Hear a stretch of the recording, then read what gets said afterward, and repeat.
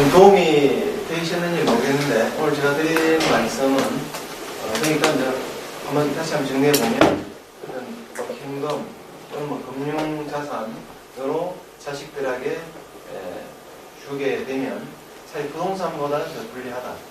그리고 이제 한번 제대로 잘 대응을 하지 못하면 증여세뿐만 아니라 나중에 상속세까지도 더 문제가 되니까 여러분들처럼 이제 부동산 거래를 하시는 분들을 통해서 절세를 할 수 있다. 라는 내용으로 오늘 강의를 마치도록 하겠습니다.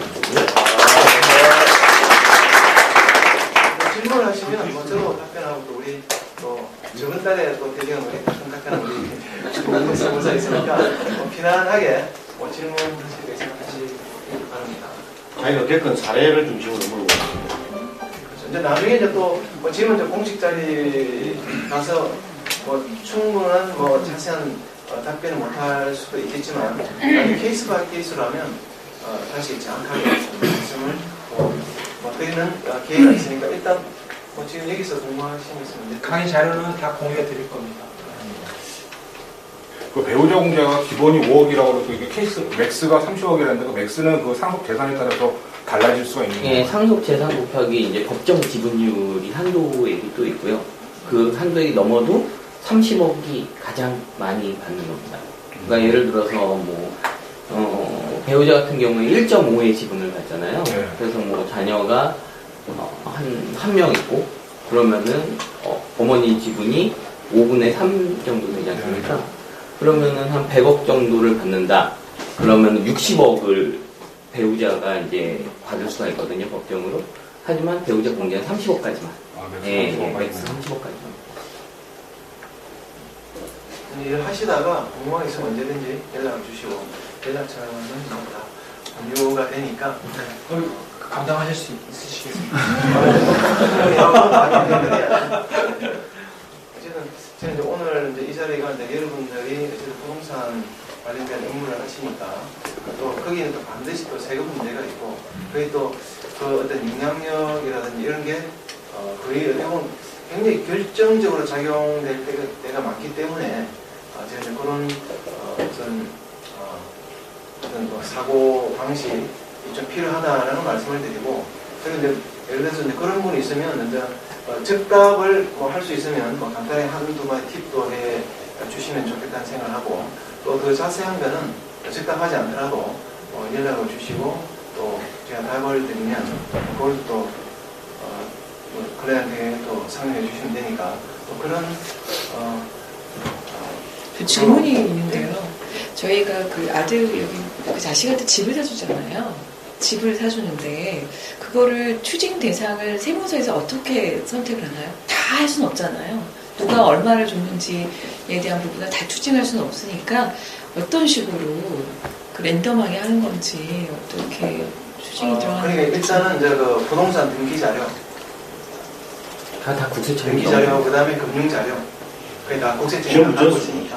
얼마 이상이면 좀 의심스럽다 이런 게 딱 보이면 그걸로 들어가는 거지 얼마 이상을 다 찾아내는 건 아니지 않을까요? 그렇죠. 그러니까 지금은 우리가 간접조사 대상 금액이 있는데 좀 설명 안 드렸지만 이제 나이별로 20대, 30대, 40대 근데 세대주인 경우 아닌 경우 근데 그 간접조사 대상 금액은 보통 2, 3억 이내는 문제가 없는 걸로 돼 있고 왜냐하면 국세청 직원이 지금 한 2,000명 되는데 인원도 사실은 한계가 있고 그 다음에 제가 알기로 1년에 등기 넘어가는 건수가 한 1억 건 정도 되는데 이 전산 시스템 자체가 따라가지를 않기 때문에 물론 계속 지금 확대하고 있는데 그러니까 지금은 아까 말씀드린 그 전세보증금에 대한 자금출 조사 그것도 지금 옛날 10억에서 다운돼서 지금 7억까지 근데 이런 것도 너무 많거든요. 근데 이제 세무행정 어떤 메커니즘이 점점 발달이 되기 때문에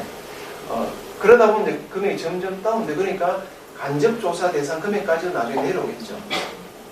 그런 부분이 있으니까 금융자료 가지고 또 조사 대상 선정을 하고 또 부동산 등기 자료 그러니까 법원에서는 우리 국세청에 과세자료 의무적으로 협조해야 되게 반드시 보내요.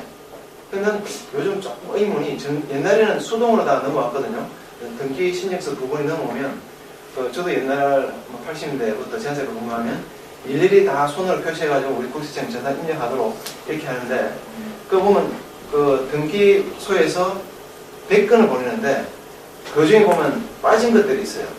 그게 이제 매매, 과세가 안 되는 거, 정량 상속, 양도가 아닌 거. 설정에 이런 거는 과세가 안 되니까, 그건 빠뜨리고 나오는데, 그것을 우리, 세무서 직원들이 등기과에 가서 결번돼서 확인을 해요. 빠진 게 맞는지 틀린지. 왜냐면, 예를 들어서 실제 매매인데 그걸 설정을 바꿔버리면, 과세자료로 우리가 활용이 안 되고, 다 빠져버리고, 실제 그런 사람 있어요. 자기가 그렇게 뺐다는 사람까지 얘기 들은 적이 있습니다. 이게 굉장히 좀, 위법적인 문제가 되지만 그런 경우가 있는데 또 요즘 보면 전산으로 다 넘어옴에도 불구하고 아직도 과세 자료가 통보가 안 된다는 사람들이 몇 명 봤어요.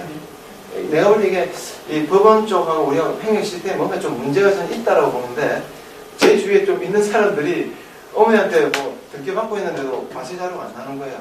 세금 좀 내야 될 사람인데 그거는 뭐 행정적인 문제지만 그런 케이스가 있지만 일반적으로는 금융자료 또 부동산 등기자료 이런 부분은 100% 지금 다 국세청에 활용하고 있고 특히 금융자료 뭐 고액은 말할 것도 없고 특히 은행에서 현금 인출한 금액 계속 누적적으로 다 하는데 저도 옛날에 썼던 우리 조카 통장 FIU 자료 국세청에서 다 보고 확인하고 세무서로 다 받았습니다.